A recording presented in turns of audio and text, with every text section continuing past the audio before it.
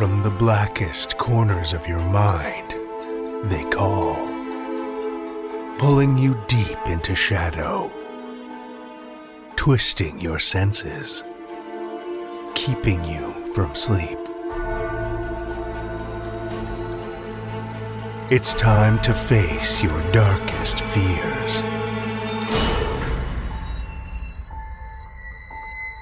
This is Tales to Terrify.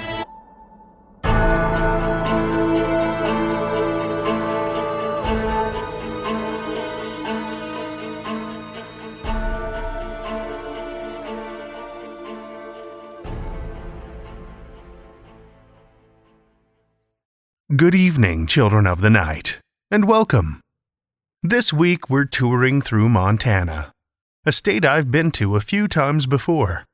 In fact, one of my favorite vacations of recent years involved renting a small cabin deep in the woods near a little town called Libby. From the town, it was a longish drive down a winding mountain highway until we got to a little bar on the side of the road. The kind of place you wouldn't be surprised to see a lineup of motorcycles out front. A place to grab some beer and nachos. You know, the essentials. From there, it was an even windier dirt road that weaved between trees and boulders, climbing up the side of the mountain to our little cabin. Far enough into the wilderness to lose all cell reception. And internet access? Forget about it.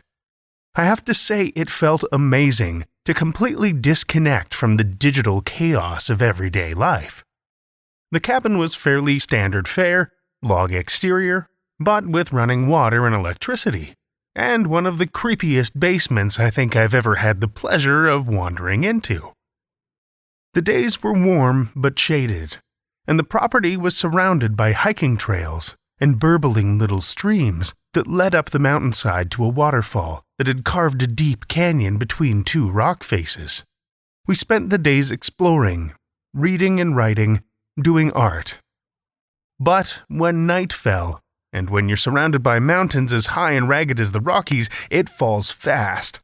The entire tone of the forest changed drastically. It was still beautiful, don't get me wrong.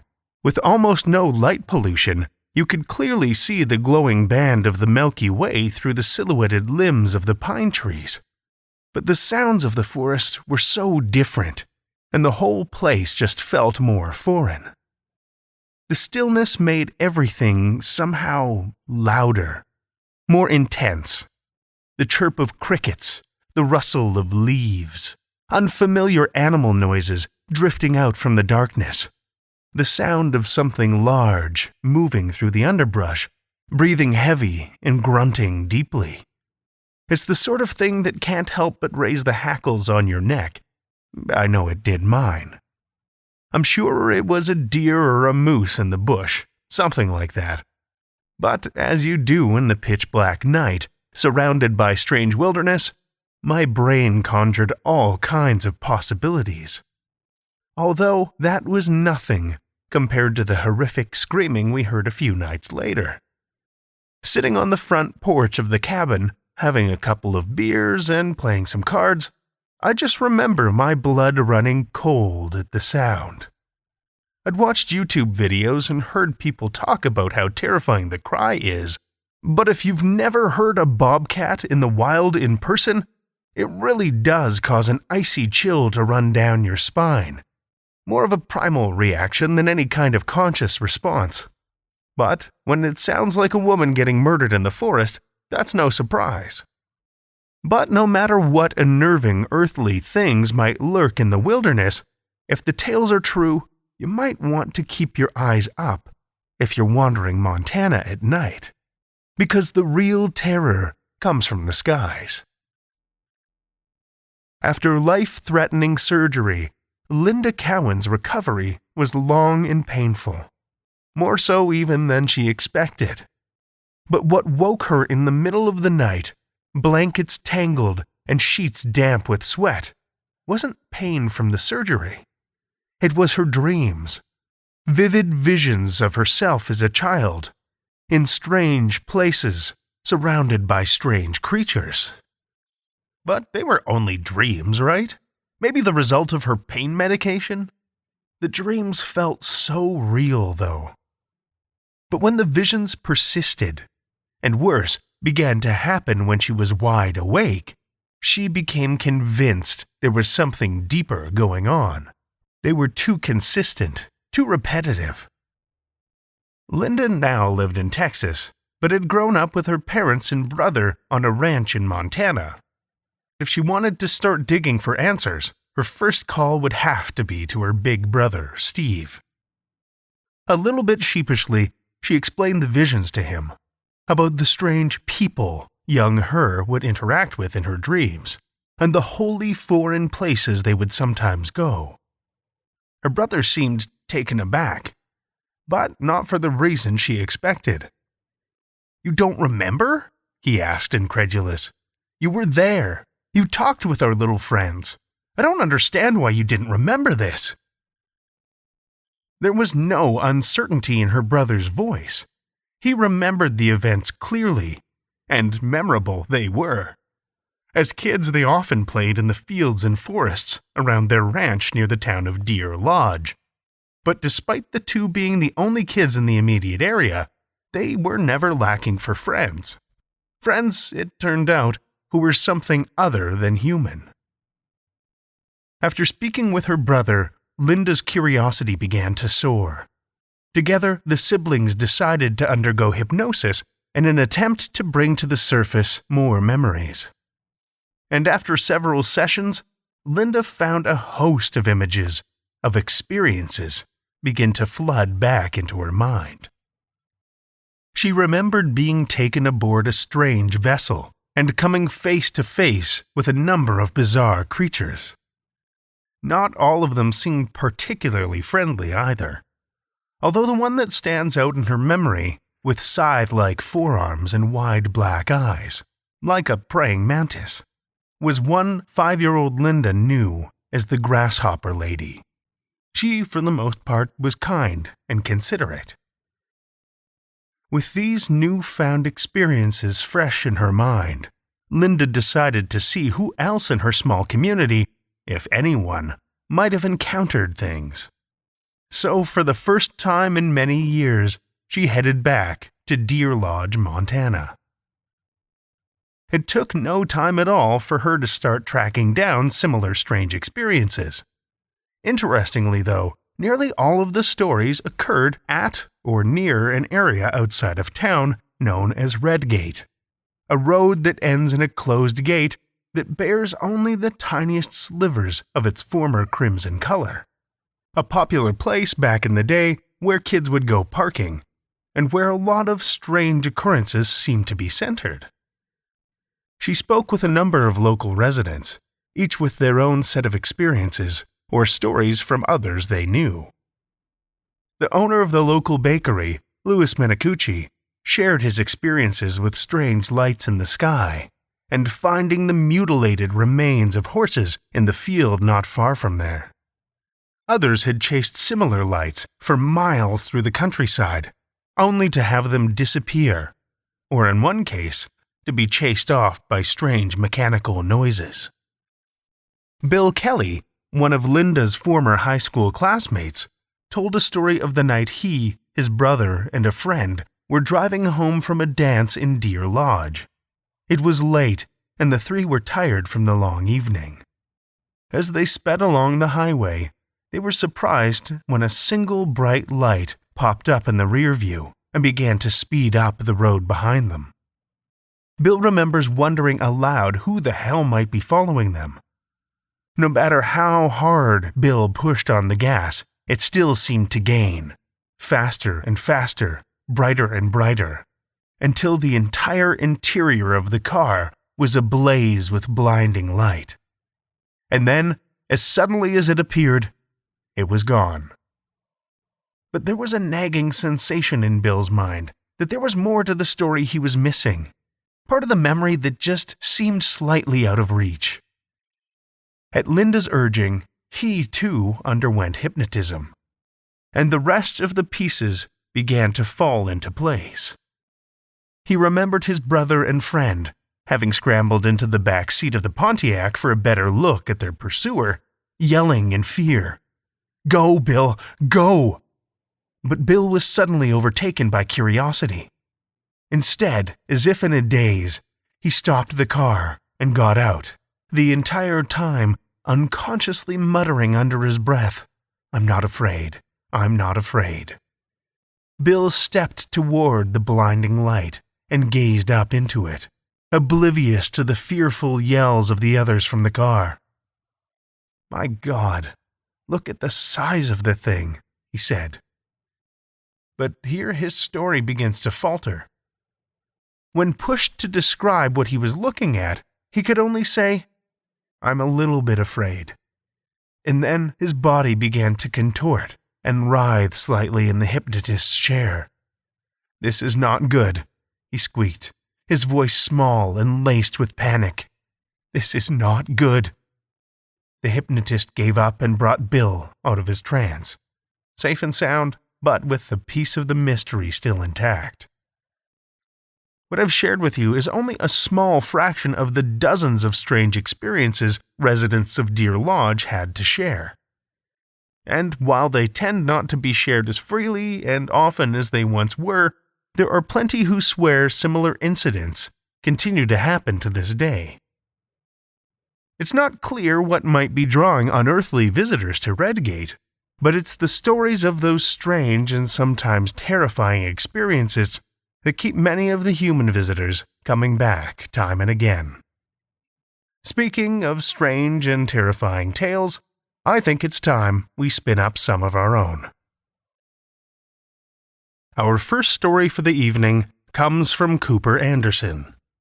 Cooper Anderson was born in North Carolina, where he fell in love with all things strange and fantastic. After university, Cooper spent several years teaching English in southern Japan. He has since earned his master's degree in creative writing from the University of Glasgow in Scotland, where he lives with his partner, Amanda. He is one half of the creative force behind Arrow Key Studios, a brand new comic book studio whose first title, Inner Workings, a modern adaptation of the Jekyll and Hyde story, will be released soon. You can find other examples of his work in Silk and Smoke magazine, the Ripples in Space podcast, and the Dime Show Review. You can follow Cooper on Twitter at Cooper the Writer, or on Facebook by searching Arrow Key Studios. Children of the night, join me for Cooper Anderson's A Bedtime Story, previously published on the Ripples in Space podcast.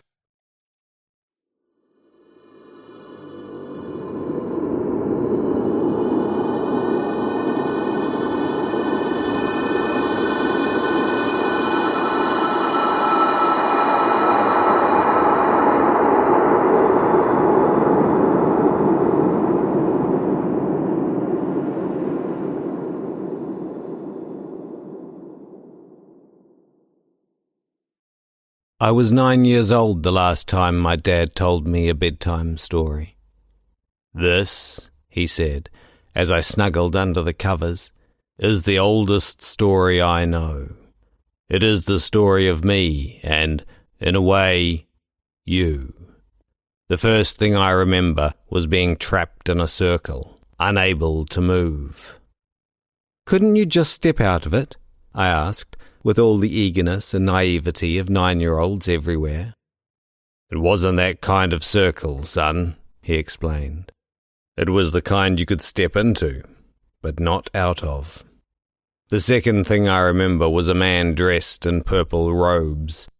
See, he was a bishop sent from the church to hunt me down, to punish me for all the bad things I'd ever done, and I had done a lot of bad things. I frowned at this, for I could not imagine my father ever doing anything wrong. I still can't. As I lay there, ensnared by the magic of that circle, the bishop called me a demon, and he was not wrong, not back then. The bishop spoke to me then in a language I could not understand, and when he was done, he raised an arm to me where something slick and purple sat in the palm of his hand. "What was it?" I asked. "A heart," said my father. "The heart of the last person I ever killed." I could not tell if he was joking then, but I was curious and wanted to hear the rest of the story. So I said nothing and pulled my blanket closer.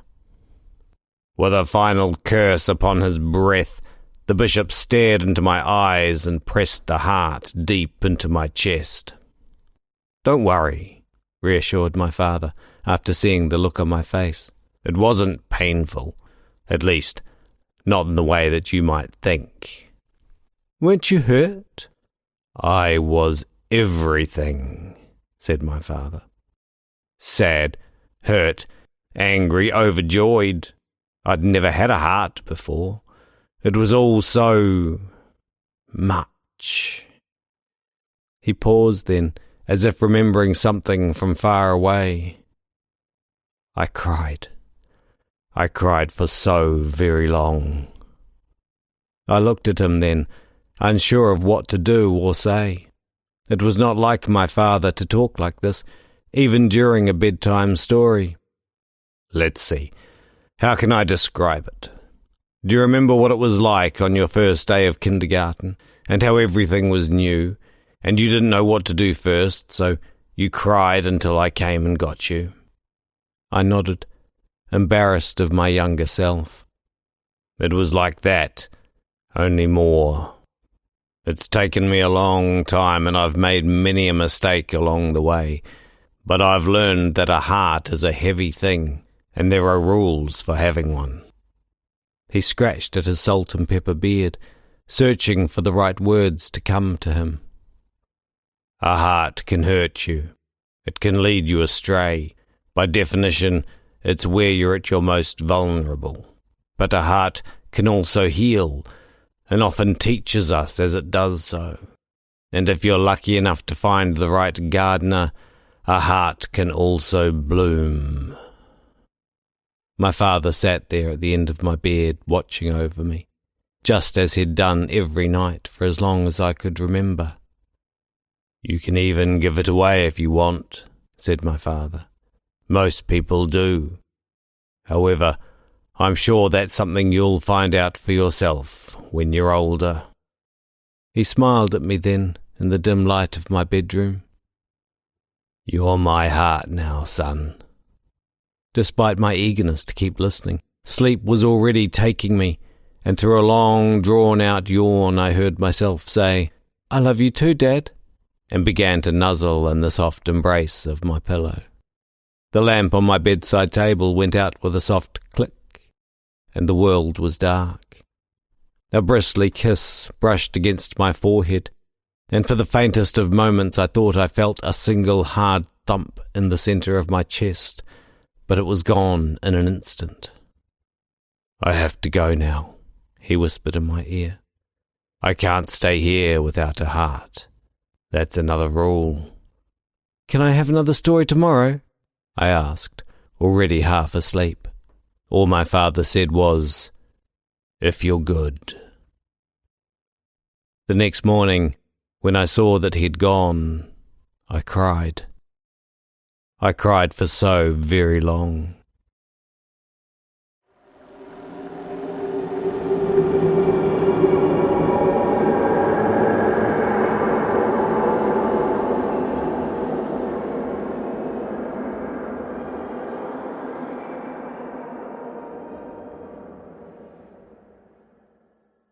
That was Cooper Anderson's A Bedtime Story, as read by Dan Rabarts. Dan Rabarts is the author of the grimdark steampunk madcap fantasy novel Brothers of the Knife, first in the Children of Bane series, and co-authors the supernatural crime noir thriller series The Path of Ra with Lee Murray. He has narrated stories for Tales to Terrify, Pseudopod, and Beneath Ceaseless Skies, among others, and is currently producing and narrating the audiobook for the first Path of Ra novel, Hounds of the Underworld. He has been the recipient of the Australian Shadows Award 3 times and New Zealand's Sir Julius Vogel Award 4 times. Find him on the web at dan.rabarts.com. Thank you, Dan. Our second story comes from C.C. Smith. C.C. Smith is a previously unpublished writer with a passion for fantasy and dark fantasy. She currently teaches English in Japan and is doing her best to learn how to speak Japanese. C.C. is also a belly dancer. She has been belly dancing since she was 11 and likes to think she is pretty good at it. Listen with me, children of the night, to C.C. Smith's Peripheral work, a Tales to Terrify original.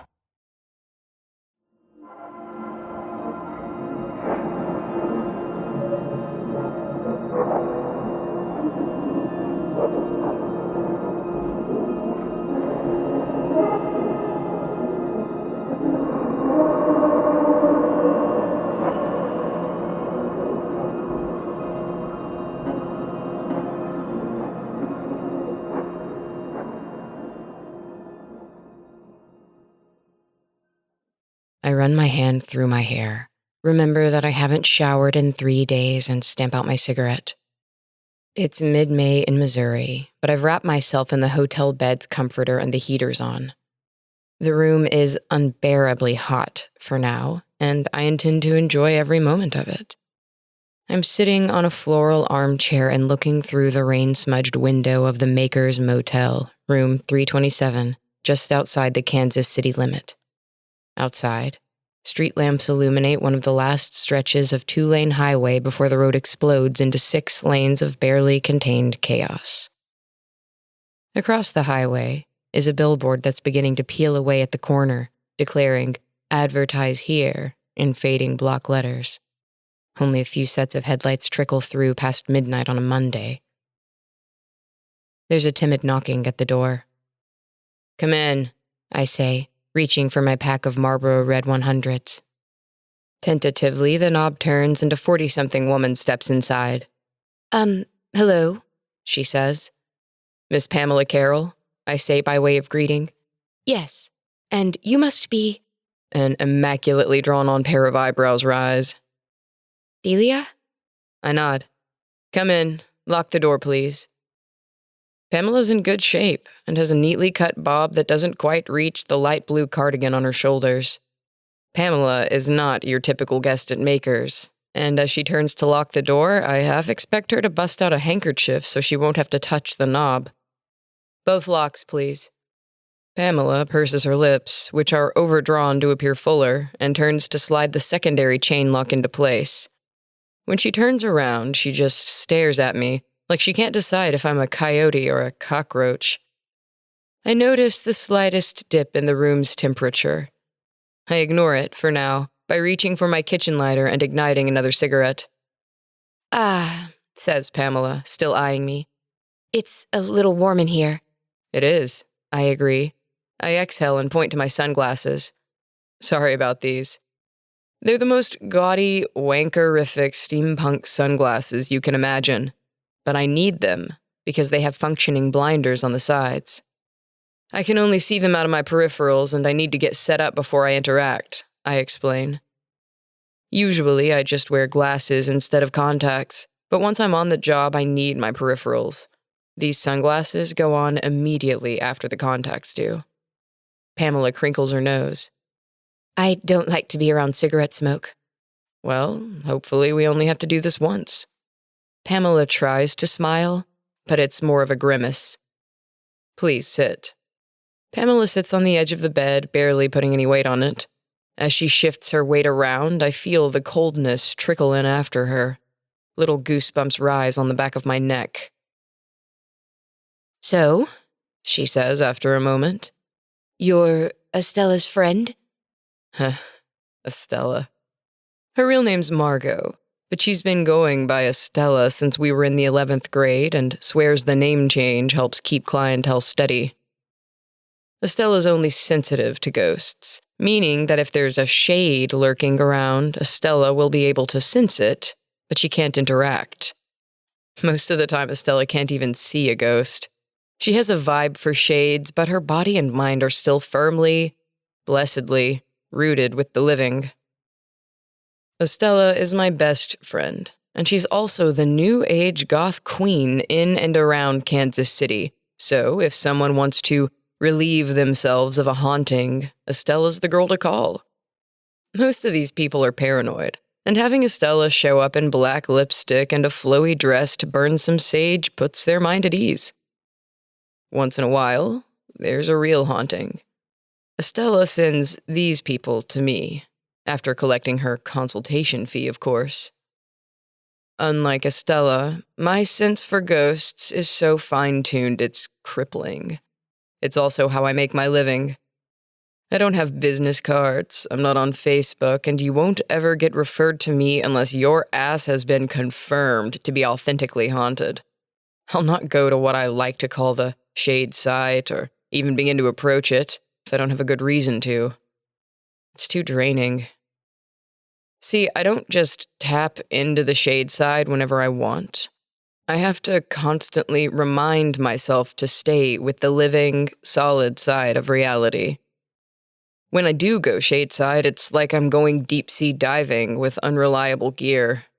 I get cold. I can barely breathe. I don't belong, and the effects of my descent tend to linger long after I resurface. Estella said that my case was too severe for her. Pamela chokes on her words, not quite meeting my eye. Yeah, we've known each other for ages. Estella sends me the tougher jobs. Oh. Pamela would much prefer Estella's dark earth aesthetic to my dirty jeans and old sweatshirt, but personal presentation doesn't count for much when you're dealing with a ghost. So, I say, we're here about your sister, Mabel, right? Yes. Pamela's shoulders crunch in at the mention of her haunting, and her gaze flits down to her lap. Any reason she decided to follow you? Pamela opens and closes her mouth a few times before she can get the words to come out. She was always sick, ever since she was young. Pamela frowns. She got pneumonia and refused to go to the hospital for weeks. When we finally did get her to go, the doctor said that her body couldn't take care of itself anymore. We had to put her on hospice. Pamela tries to keep control of her voice, but helplessness pushes its way through. We had a family member with her round the clock. I was the only one there when she passed. I nod. You were the last living thing around. It'd be easiest for her spirit to latch onto you. Pamela shrugs and rubs her arms. And when exactly did you start to notice that she was still with you? I say. I think it was just a few weeks after she died. I'm not sure. I didn't really realize what was happening at first. That's pretty standard. It's not the first conclusion you jump to, you know. Of course. What was happening as best as you can remember? I started to wake up in the middle of the night. I've never had a problem with sleeping, but it's a pretty normal issue, not being able to go to bed, and after the loss, I didn't think it was anything strange. One of my friends told me I should try taking melatonin supplements. Pamela hesitates. That's when you realized something was wrong, I prompt. Well, yes. That night I woke up again, and I could hear laughing. I checked on the kids, but they were both asleep, so I laid back down. Thought I must have imagined it. But it kept happening. It's awful, Pamela says, pushing a tear from her eye. On nights when she's not there, I dream about her and wake myself up. When she does visit, I get fever chills. My husband wouldn't believe me at first, but pictures started falling off the walls, and she kept pushing our centerpiece from the table. So we started looking for help. We asked around, and eventually we got sent to Estella. And lucky for you, Estella is how you get to me. My client hiccups. I don't really do well with displays of emotion. Well, I say, shall we get started? Please. I sigh, reach down to grab a beat-up duffel bag and start to set up. I spread out a worn piece of black velvet on the table and put a dollar store mirror in its center. Around the velvet go 3 black candles, and lastly, on top of the mirror goes a bright red candle. I like to keep my layout simple. Estella told you to bring some bait, I ask when I'm done arranging things. Pamela produces a can of piss-water beer from her tote. Estella said food and drink were the best way to go. This was her favorite. Estella's right. Just set that on the table for now. I sit for a moment and stare towards the billboard, watching its loose corner dance in the wind. You know, smoking that much is bad for you. I laugh. Your sister and all the other shades I have to remind to stay on their side of the veil will get me killed way before these do. We sit in silence for a beat. I'm going to take my glasses off when I'm done with this. So then you'll be able to see her. I nod. 2 rules. Number 1, stay out of my way. If I move towards you, get out of my way. If I look like I'm sick or in trouble, don't come near me. Pamela nods. Number 2, do not leave this room. I repeat, do not leave this room. The spirit has latched itself onto you, and I can't deal with it if you run away. Pamela nods again and starts fidgeting with her wedding ring. The temperature in the room continues to sink. The sounds from the highway and TV next door begin to fade away. I resign myself to begin my work, ignite the black candles, and close my eyes. I start to slip away from the solid, living aspect of myself. I steer my thoughts towards the cold. If my body was a house, going shadeside would be like someone leaving the door open in the middle of winter. The reasonable thing to do is slam the door shut and retreat to the warmer part of my mind. But instead, I gingerly make my way out the door. My mind begins its descent into the shadow of where I'm sitting. Goosebumps prickle all over my skin. The cold weighs on my muscles, making them stiff and jerky. The simple act of removing a dog's choke collar from my duffel bag is cumbersome. With clumsy fingers, I strap it to my thigh. I give the collar a few tugs just to double-check everything's on right. This is my lifeline. I wind the end of it around my belt loop to keep it from falling. Having finished my preparations, I settle back into the chair. The cold is starting to bite at my cheeks, and while the room around me isn't going anywhere, it all starts to feel less real. I know I'm sitting on a chair, but I can't feel the impression it makes on my back. I drum my fingers on the armrest to test if it's still there, and instead of cheap cloth, all I can feel is a dull thud inside my numbed digits. Remember the rules, I say as I reach for my sunglasses. Don't move and stay here. Stick to that, and we'll be fine. I remove my blinders. My stomach shrivels, my body shudders. I try to set my glasses on my lap, but my fingers are too cold to bend all the way, and I end up dropping them. It feels like I'm falling, but I don't move as I transition from existing within the solid to with the shades. The waxy shine of the red candle is muted. What was a screaming crimson on the solid side looks more like rust on the shade side. Pamela is about as clear as if I was seeing her through murky water.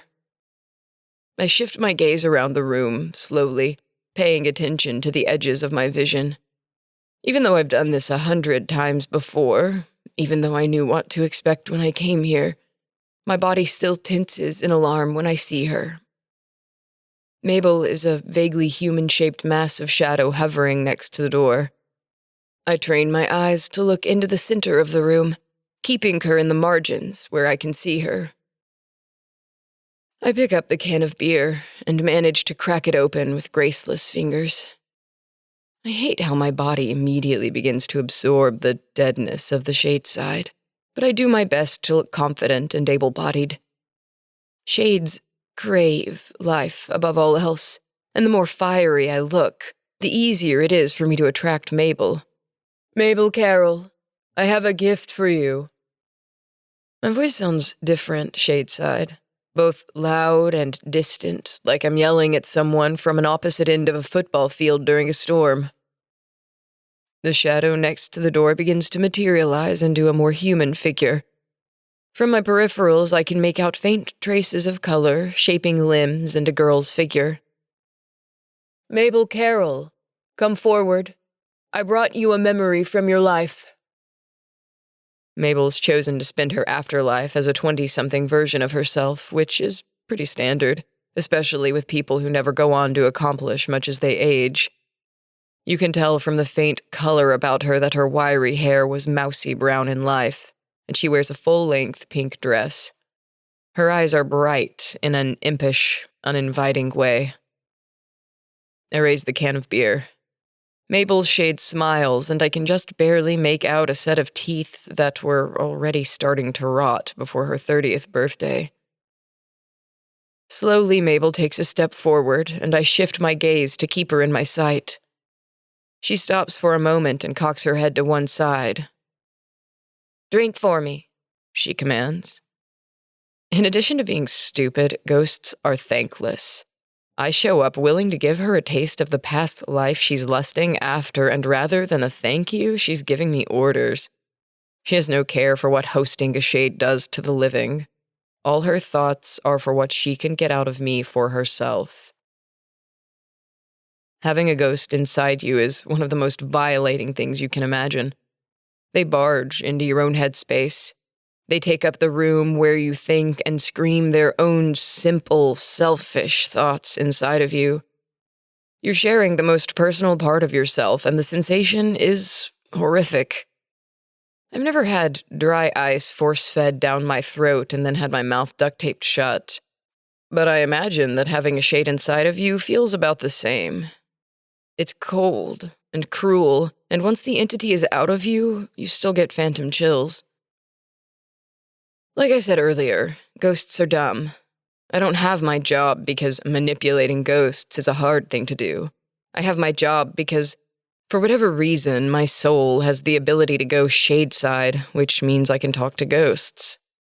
If you have the ability, which is extremely rare, getting ghosts to do what you want's pretty routine. "Very well," I say. "Come forward."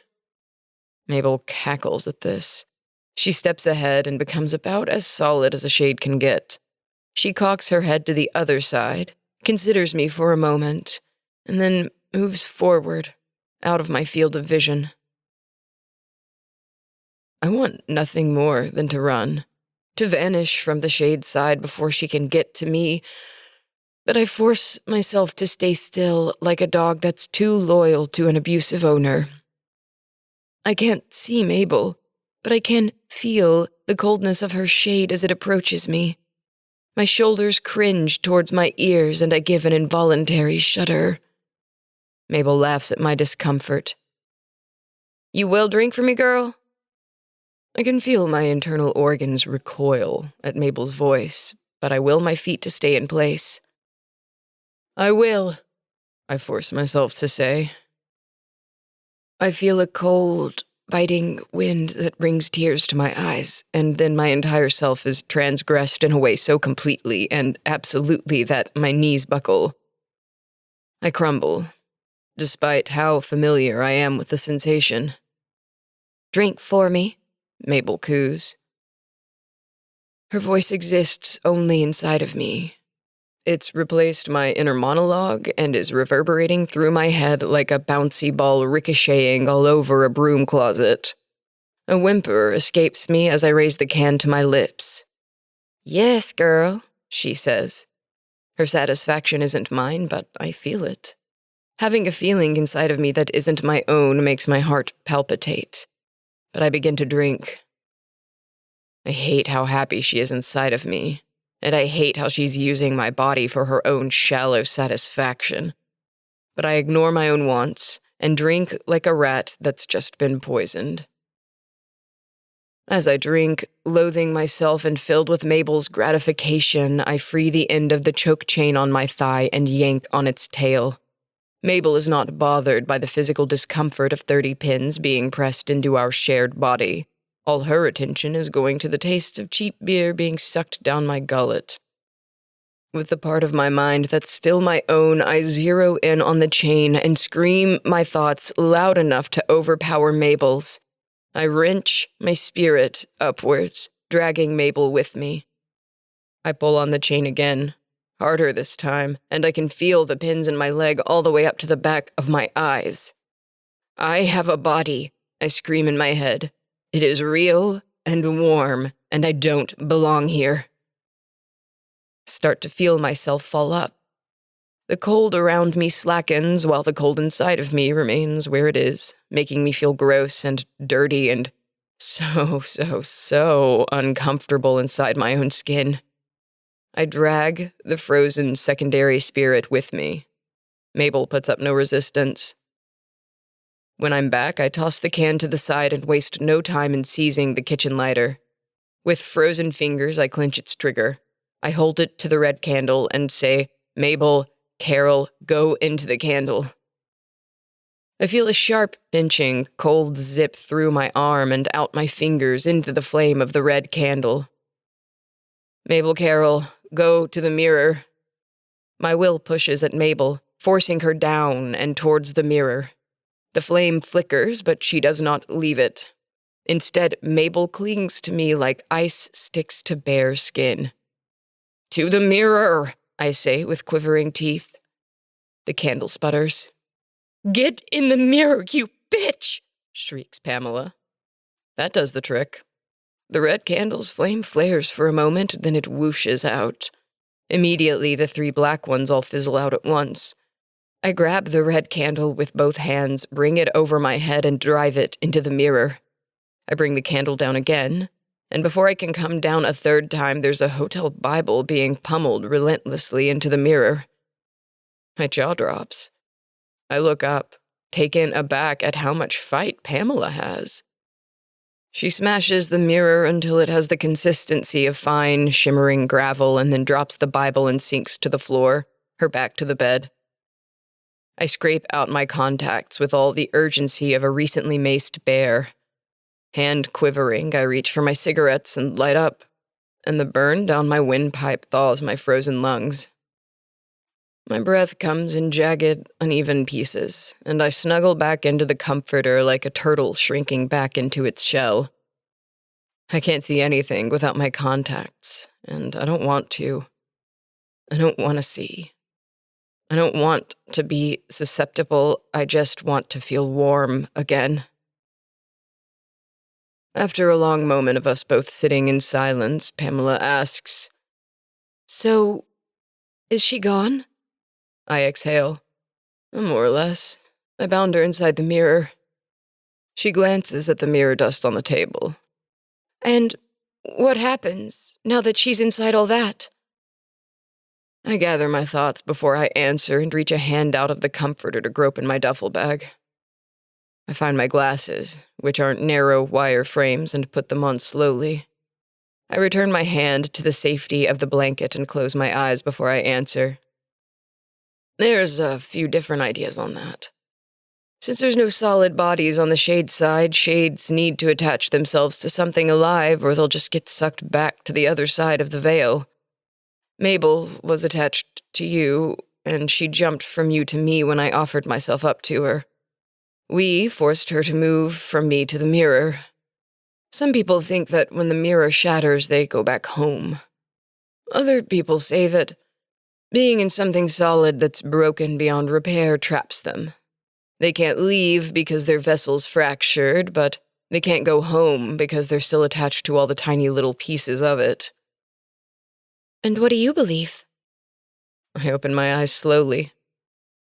Truthfully, I'm not sure.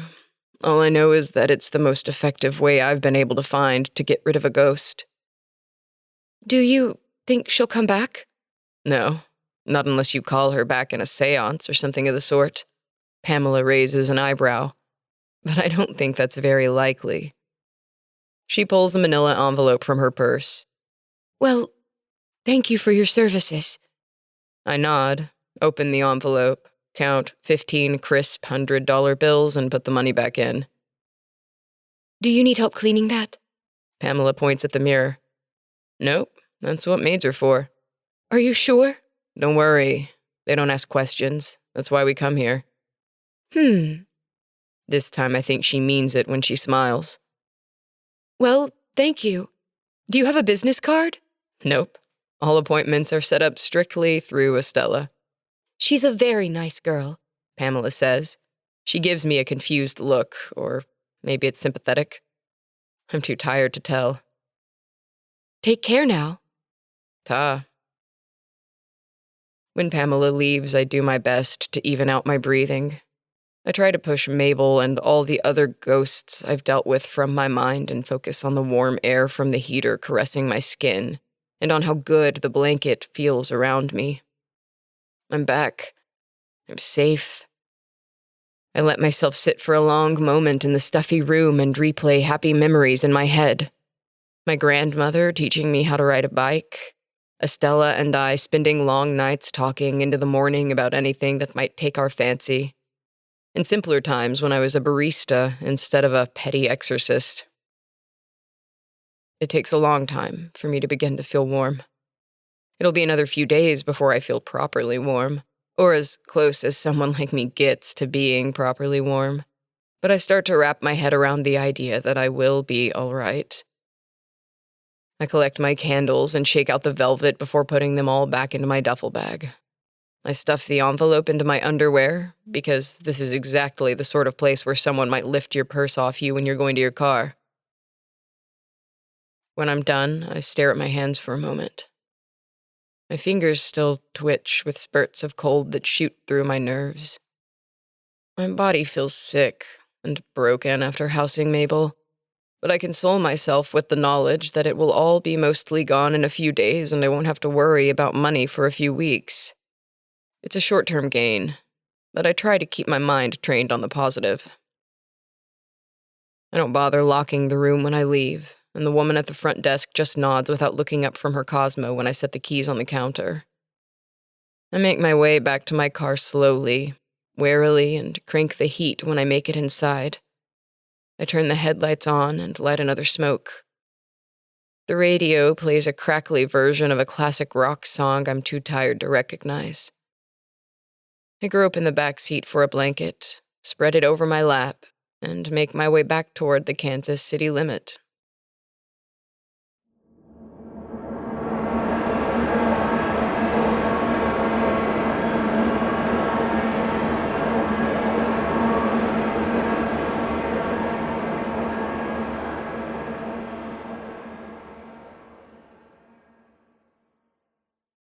That was C.C. Smith's Peripheral work, as read by Alex Ford. Alex Ford spends most of her time cooped up in a closet reading to herself. Sometimes she edits and narrates books too. She likes cats, food, wine, and scary stories best. She likes you too. Feel free to make contact on Instagram at SeriouslyAlex or to be summarily ignored on Facebook, though she does occasionally open the messenger. Thank you, Alex.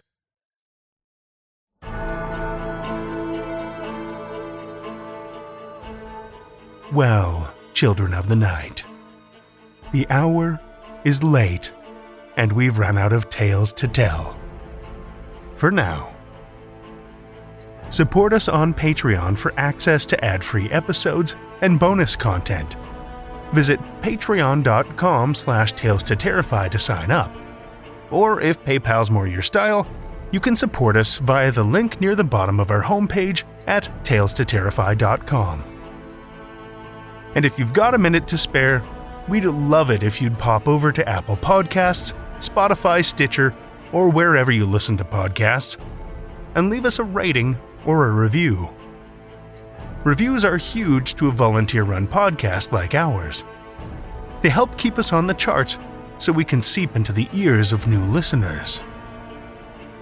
Tales to Terrify is produced by Seth Williams, Pete Morcellino, Meredith Morgenstern, Julia Zellman, and myself, Drew Sebastini, with original theme by Nebulous Entertainment.